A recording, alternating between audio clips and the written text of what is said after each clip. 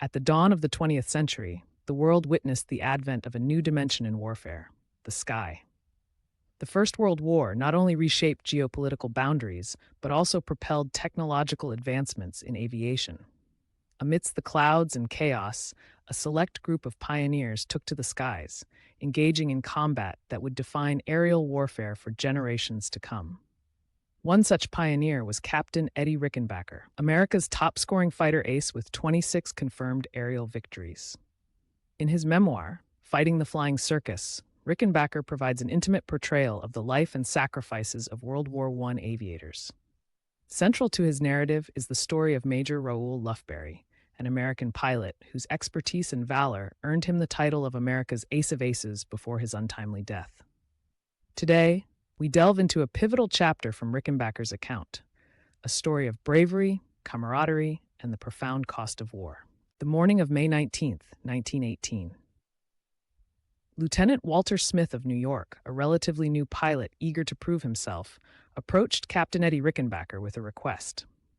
"Where do you find all these boxes of yours over the lines?" Smith inquired, using the colloquial term for German pilots. Having flown several patrols without encountering any enemy aircraft, Smith sought to join Rickenbacker, known for his frequent and successful engagements. Rickenbacker, noting Smith's enthusiasm and recognizing the importance of fostering such a spirit among his pilots, agreed to take him on a voluntary patrol that very morning. Departing at 900 hours, Rickenbacker and Smith ascended to 17,000 feet, heading toward the strategic salient of St. Mihiel. This area, protruding into the Allied lines, was a focal point of intense military activity. At this high altitude, they took advantage of the Newport 28's operational ceiling, which, despite its limitations, allowed for effective patrols over enemy territory. As they reached Pont-à-Mousson, no enemy aircraft were in sight. The lack of activity was unusual, considering the clear weather, a factor that typically encouraged German reconnaissance missions. Approaching Mars-la-Tour, a town known to host German Jagdstaffeln, fighter squadrons, they spotted a two-seater Albatros, a staple of German reconnaissance efforts. The aircraft was approximately 2 miles ahead and several thousand feet below. Utilizing tactical advantages, Rickenbacker and Smith positioned themselves with the sun behind them, minimizing their visibility to the enemy, a classic dogfighting strategy. Rickenbacker initiated the attack, diving upon the unsuspecting Albatros. The enemy airmen demonstrated exceptional airmanship. In a deft maneuver, the Albatros evaded Rickenbacker's assault, flipping the engagement dynamics. The German pilot effectively used his aircraft's inherent advantages at high altitude, challenging the Nieuport's performance limits. The thin air at 17,000 feet affected engine efficiency and aerodynamic control surfaces. Rickenbacker experienced a dangerous spin, a vril, a common risk at such altitudes due to reduced air density impacting lift and control responsiveness. En route back to base over St. Mihiel, Rickenbacker observed anti-aircraft fire, white puffs indicating Archie bursts near Verdun. Upon closer examination, he identified the same Albatros, now brazenly advancing towards Allied lines. This presented an unusual opportunity, as German pilots typically avoided deep penetrations into enemy airspace due to the risks involved. Seizing the moment, Rickenbacker signaled to Smith for renewed pursuit. However, a sudden realization struck him. Smith was no longer by his side. Approaching the aerodrome, the sight of a large congregation on the airfield signaled that something was amiss. The time was then 150 hours. Rickenbacker's initial concern was Smith, fearing that his inexperience may have led to misfortune. As he landed and hurried towards the crowd, his inquiries about Smith were met with vacant stares and silence. The atmosphere was heavy with shock and grief. It was then that Rickenbacker received the devastating news. Major Raoul Lufbery had been killed in action. The squadron's stalwart leader, a veteran of the Lafayette Escadrille with 17 confirmed victories, was no more. The gravity of the loss resonated deeply, casting a pall over the assembled airmen. Major Raoul Lufbery was not just a skilled pilot, he was a mentor and a symbol of American valor in the skies over Europe. With a combat record that spanned the early days of the Lafayette Escadrille to his leadership in the 94th Aero Squadron, Lufbery's experience was unparalleled. On the morning of May 19th, Anti-aircraft batteries atop Montsec, specifically Montsec's strategic high ground at 1,270 feet elevation, detected a high-altitude German reconnaissance aircraft. The enemy was conducting photographic missions, crucial for artillery spotting and intelligence gathering. An alert was issued, and Lieutenant Douglas Good was the only pilot immediately available to intercept. Good's engagement with the Albatross was witnessed from the ground.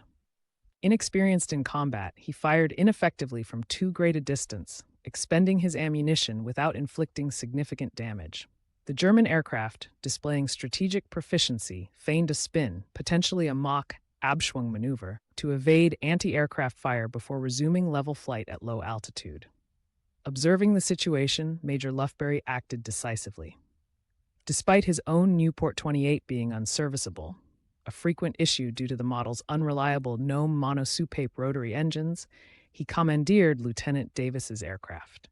Lufbery ascended rapidly, reaching approximately 2,000 feet within 5 minutes, a testament to his piloting skill and determination. Ground personnel watched as he closed in on the Albatross. His initial attack was thwarted by a gun jam, a common hazard given the synchronization gear complexities of mounting machine guns on propeller-driven aircraft. After clearing the jam, Lufbery resumed his assault. In this critical moment, his aircraft was struck by an incendiary bullet, likely a phosphor round, from the observer's Parabellum machine gun. The bullet ignited the fuel in his tank, causing the Nieuport to erupt in flames. Faced with the harrowing choice between burning alive or leaping from the aircraft, Lufbery chose the latter. He exited the cockpit from an altitude of approximately 200 feet, too low for any parachute deployment, even if one had been available. It is speculated that he aimed for a nearby stream, perhaps clinging to a faint hope of survival. His body fell into the garden of a civilian's home in the town of Marun near Nancy. The loss of Major Lufbery was a profound blow to the squadron and the broader American expeditionary forces. His death brought into stark reality the perils faced by aviators, a combination of mechanical failure, enemy action, and the ever-present risk of fire.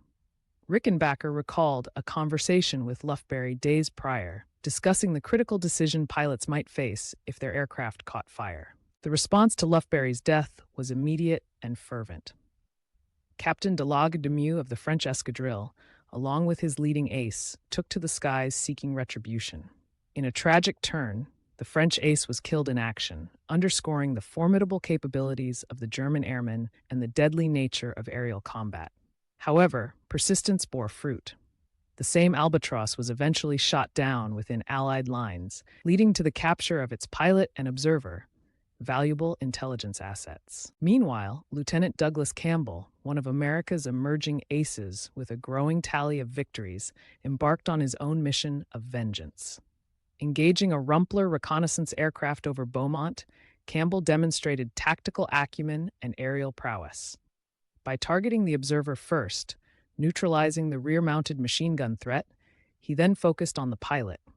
His actions resulted in the enemy aircraft plummeting 16,000 feet, disintegrating upon impact within Allied territory. That afternoon, Douglas Campbell's brother, an officer in the Corps of Engineers stationed at Gondrecourt, visited the aerodrome, a meeting planned prior to the day's events. Intrigued by the realities of aerial combat, he expressed a desire to see the downed German aircraft. Accompanied by Major Huffer, the squadron commander, the group traversed active war zones, navigating trenches, artillery emplacements, and the omnipresent threat of enemy fire. Upon reaching the crash site near Beaumont, they observed the wreckage guarded by French infantry, poilus, tasked with securing the area.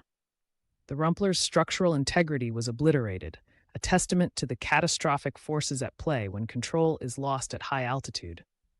The wings were severed from the fuselage, debris scattered over a wide radius. Examining the remains, they collected fragments and personal effects, somber mementos of the engagement. On May 22nd, Major Raoul Lufbery was laid to rest. The ceremony drew a significant assemblage of military leadership, reflecting the esteem in which he was held. Attendees included General John J. Pershing, commander of the American Expeditionary Forces, and General Philippe Pétain, commander-in-chief of the French Army, highlighting the international impact of Lufbery's service. As part of the tribute, Rickenbacker led a formation of aircraft in a flyover, a customary honor in military aviation funerals. The death of Major Raoul Lufbery marked a significant moment in the history of aerial warfare. His legacy exemplifies the courage, innovation, and dedication of early aviators who navigated uncharted territories of combat in the skies. For the pilots of the 94th Aero Squadron and their allies, Lufbery's passing was a catalyst for renewed commitment. The mantle of leadership and the burden of continuing the fight fell to those he had mentored. His story serves as a testament to the human spirit's capacity for bravery and sacrifice.